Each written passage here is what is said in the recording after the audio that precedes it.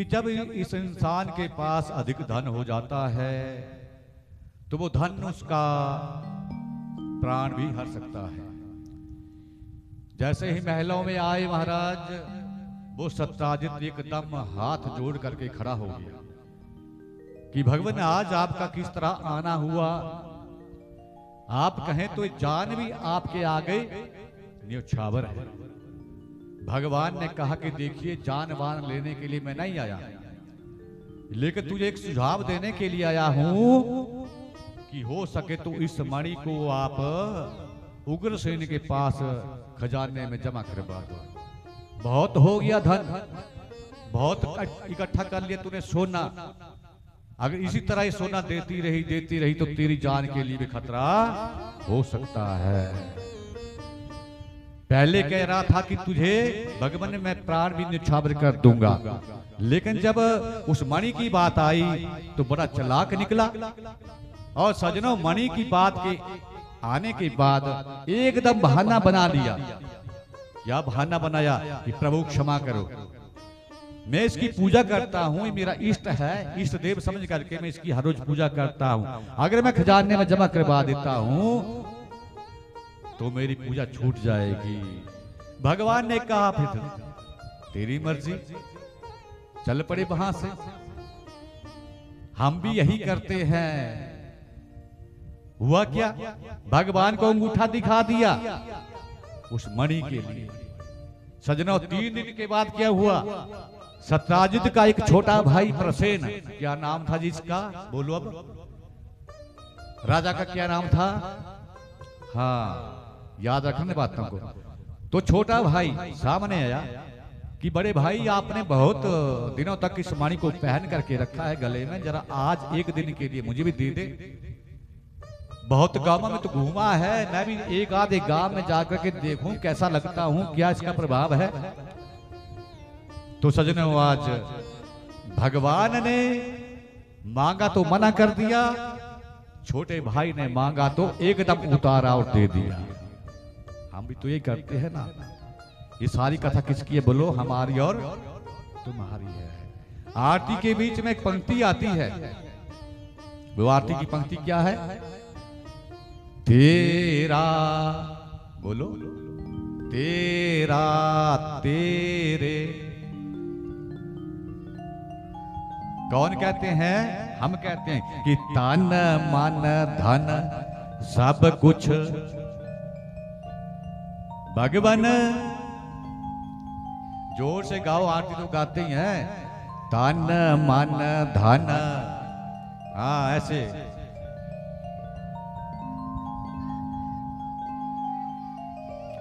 भगवान उधर से क्या कहते हैं, तेरा तेरे।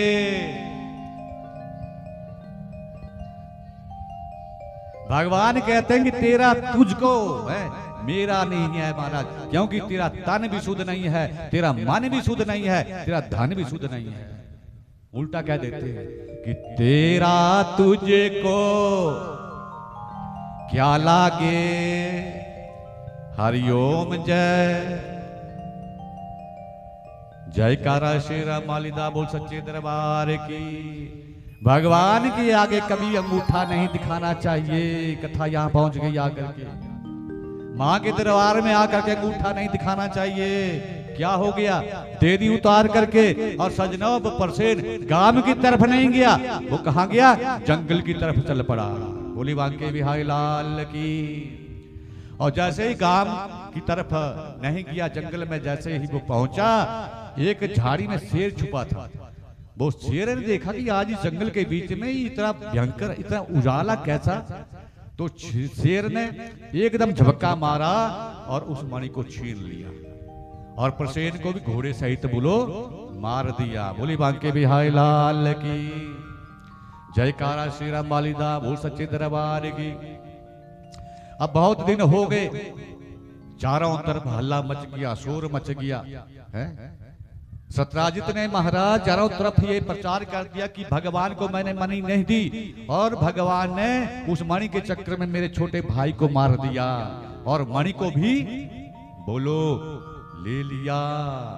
इस मणि राम ने महाराज दो लांछन किसके ऊपर लगवा दिए? बोलो, भगवान कृष्ण के ऊपर। सजना, अब भगवान कृष्ण जो हैं वो किसी न किसी तरह लोगों को समझा देते, बता देते, लेकिन बात तब बिगड़ गई जब बलराम ने भी आकर के कहना शुरू कर दिया, क्यों रे जिद्दी, तू छोटा था तो गोपियां माखन नहीं देती थी तो मटकियां फोड़ देता था, उनके कपड़े चुराता था, आज तूने मणि को भी चुरा लिया और उसके भाई को मार दिया। अब भगवान को, महाराज को बात हजम नहीं हुई कि अब मुझे कुछ ना कुछ करना पड़ेगा। और सज्जनों, अब भगवान ने क्या किया, अपने जो पुरवासी थे उनके पास गए। जैसे ही द्वारपाल पुरवासी महाराज भगवान का दर्शन करते हैं तो उन्होंने भी वही बात कह दी, प्रभु हम तो हैरान हैं, परेशान हैं, क्या आप भी मणि की चोरी करते हैं? जब उन्होंने भी ऐसा कह दिया, भगवान ने कहा कि अब तो मुझे मणि को लाना ही पड़ेगा। भगवान ने उनको भी साथ लिया और प्रसेन के महलों में आए, सत्यराजित के महलों में आकर के पूछा कि बताओ हुआ क्या, कैसे कैसे आपने मणि को किसको दिया? तो कह दी सारी बात की, महाराज ऐसे छोटे भाई प्रसेन को दिया, प्रसेन आज तक नहीं मिला, न मणि मिली। तो भगवान ने अब उन पुरवासियों को साथ लिया और जंगल की तरफ चल पड़े। जैसे जंगल की तरफ आगे पहुंचे, जा करके क्या देखा कि प्रसेन मरा हुआ है और मणि वहां पर नहीं है। भगवान ने महाराज जैसे ही ध्यान से देखा तो उस प्रसेन के सर के ऊपर ऋक्षराज शेर के बाल नजर आए। बोले बांके बिहारी लाल की। अब उस बालों का, उन पंजों का महाराज निशान का पता करते करते करते करते आगे पहुंचे तो महाराज गुफा के भीतर वो जामबान ऋक्षराज रहते थे, वो मानी उनके पास चली गई थी। उन्होंने उस शेर को मार दिया था और जा करके अपनी पुत्री जामवती को दे दी थी खेलने के लिए कि ले बेटी, आज ये अनोखी वस्तु है, इसका भयंकर प्रकाश है, तो इसके साथ खेल। और अपने आप कहीं चले गए थे। तो जैसे गुफा के ऊपर पहुंचे तो अब भगवान ने सब पुरवासियों से कहा कि देखिए अब मैं अंदर जा रहा हूं और थोड़े दिन तक आप मेरा इंतजार कर लेना, जब मैं वापस ना आऊं तो आप वापस चले जाना। अब भगवान की बात को सबने मान लिया। सज्जनों, 10 दिन बीत गए, अंदर से आवाजें आ रही हैं, भयंकर आवाजें आ रही हैं, लेकिन 12-13 दिन के बाद महाराज वो आवाजें आने बंद हो गई। अब सबने सोचा कि भगवान हो सकता है मारे गए हों, और महाराज पुरवासी वहां से वापस चले पड़े और जा करके सबको बता दिया कि ऐसे ऐसे उस सत्यजित ने हमारे भगवान के ऊपर झूठा लांछन लगा दिया। जंगल में गए, उस गुफा के भीतर भगवान का युद्ध हुआ और भगवान मारे गए। बोले बांके बिहारी लाल की। अब सज्जनों, इस बात का जैसे ही वासुदेव को पता लगा, देवकी को पता लगा, तो वो भी बहुत पछताए कि सत्यराजित ने अच्छा नहीं किया। तो जब गुफा के बीच में महाराज लड़ते लड़ते लड़ते लड़ते कितने दिन बीत गए, 27 दिन और 27 रात्रि।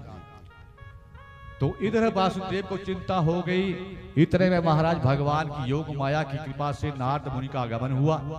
नारद मुनि बीणा लेकर के वहां पर पहुंचे और वासुदेव से कहा कि वासुदेव क्यों चिंता करते हो, आप ऐसा करो कि उस पर अम्बा का विधि विधान से यज्ञ करो और 9 दिन के अंदर उस माँ भगवती की आप कथा सुनो, रसपान करो। 9 दिन के बाद जैसे पूर्ण आहुति होगी तो आपको बेटे की प्राप्ति हो जाएगी। बोले बांके बिहारी लाल की, सच्चे दरबार की।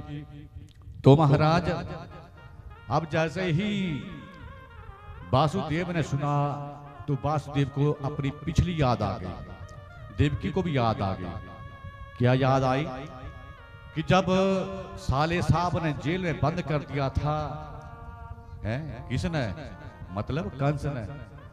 तो महाराज उस समय जेल के अंदर अभी संतान नहीं हुई थी।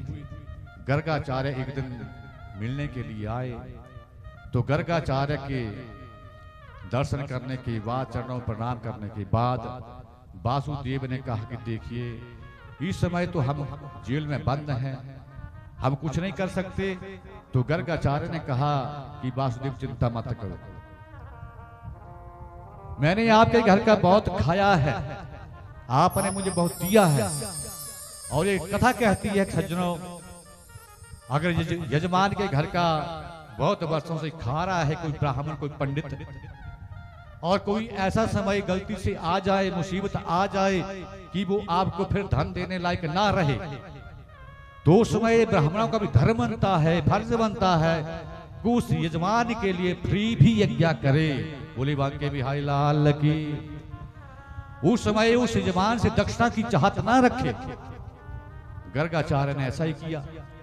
यजमान चिंता मत कर, तू ऐसा कर, एक कंगन दिया महाराज कि इस कंकण को मेरे हाथ में बांध दे और हाथ में जल लेकर के मेरे हाथ में जल दे दे। संकल्प बहुत बड़ी चीज होती है सज्जनों, माता बहनों। कंगना बांध दिया, जल हाथ में ले लिया। अब महाराज वो गर्गाचार्य जो हैं वो महाराज माँ की जा करके पर्वत के ऊपर एक महाराज मूर्ति बनाते हैं, मिट्टी की मूर्ति। और सज्जनों इस मिट्टी की मूर्ति को हम सबको बनाना चाहिए। कब? 3 रूप है माता के, माँ कालिका, माँ लक्ष्मी और तीसरे नंबर पर माँ सरस्वती।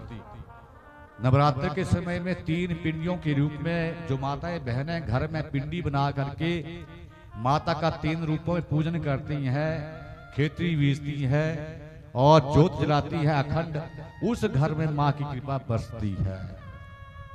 चले गए पर्वत के ऊपर, कौन बोलो? गर्गाचार्य। कौन गए जी?